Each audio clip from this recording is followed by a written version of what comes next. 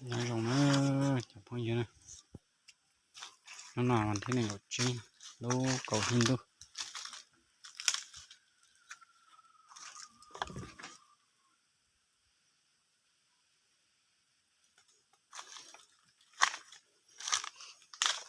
Sẽ ra dạo kìa nữa.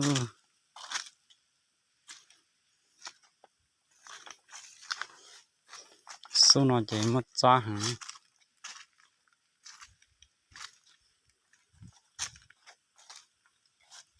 Ta tập một tay phải giờ nữa.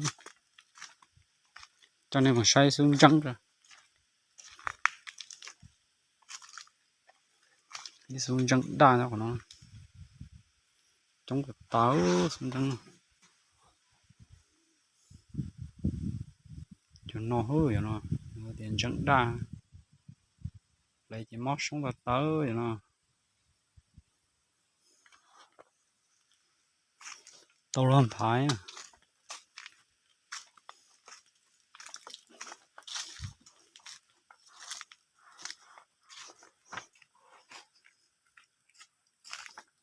Cho nó chê một tay cơ đi. Lại xuống nó là số tỏ nó tới mùa nè. Lúc cầu đi nó yếu lột tá nó mà lấy một giáp nè. Thế số nó học bằng chua hết chị.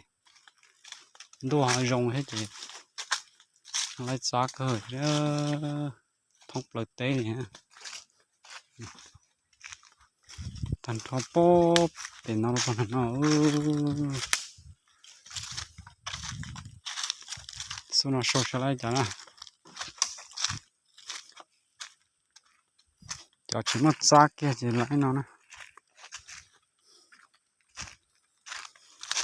Cho chỉ một giá kia chỉ in tay hợp bụng. Cho mỗi chỉ cho nó nè. Chẳng đông họ có một giá kia ha. Cho chỉ một loại để bụng tay nó.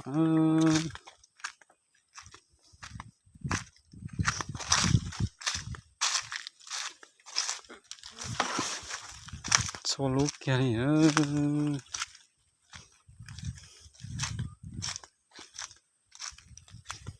cứ nhiên nhớ theo ra lỡ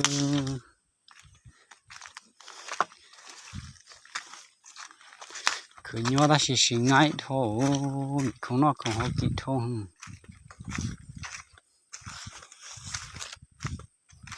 cho nó bó đã nó buộc tay đâu vào nó u lịch nó ra nè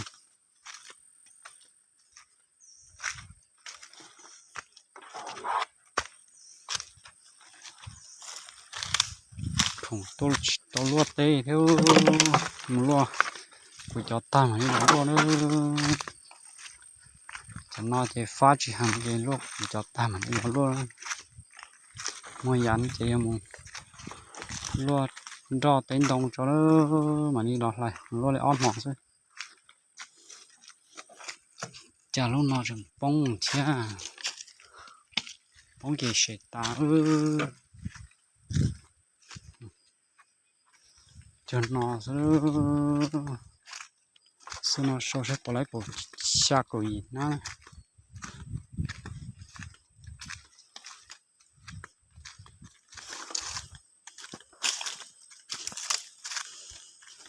lúc cổ hi nó chỉ mất giá hàng nữa cho nó đâu vào này nó có nó lọ nhưng mình đã vào nè đâu thông nó nhưng mà đấy buồn là nó lại tàn trâu nó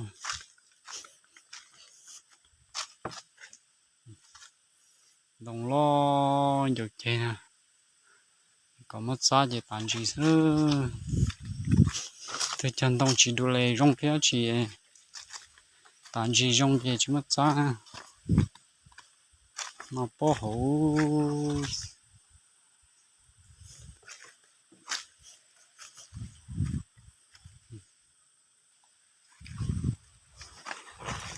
dàn chế đâu vào bỏ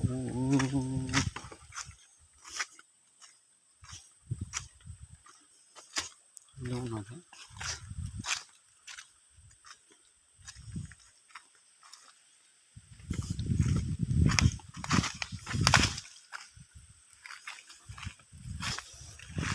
จังนอกสักจังนอกตันทอป้อเป่าโตมึงก็ได้ป้อนน่ะนอกซะเลยใจน่ะเดี๋ยวมันได้ตูแต่ก็ได้ป้อนน่ะนอกซะ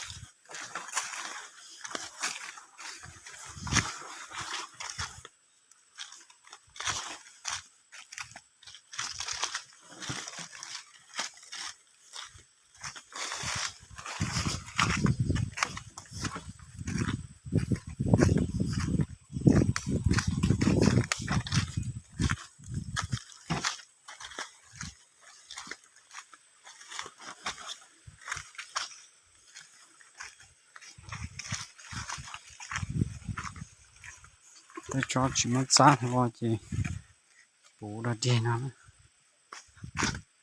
จอมันซ่าจีปูระดีมองก็ใหญ่สิซื้อ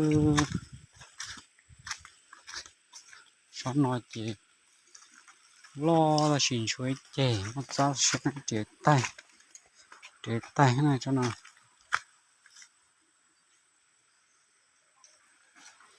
cho tao nó chỉ hạt thăng cho tao nó lọt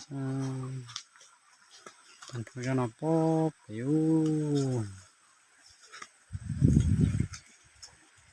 đó mình gặp đây rồi xin biết được đây ông nói chỉ đến chết thì tiền đây tiền chết xí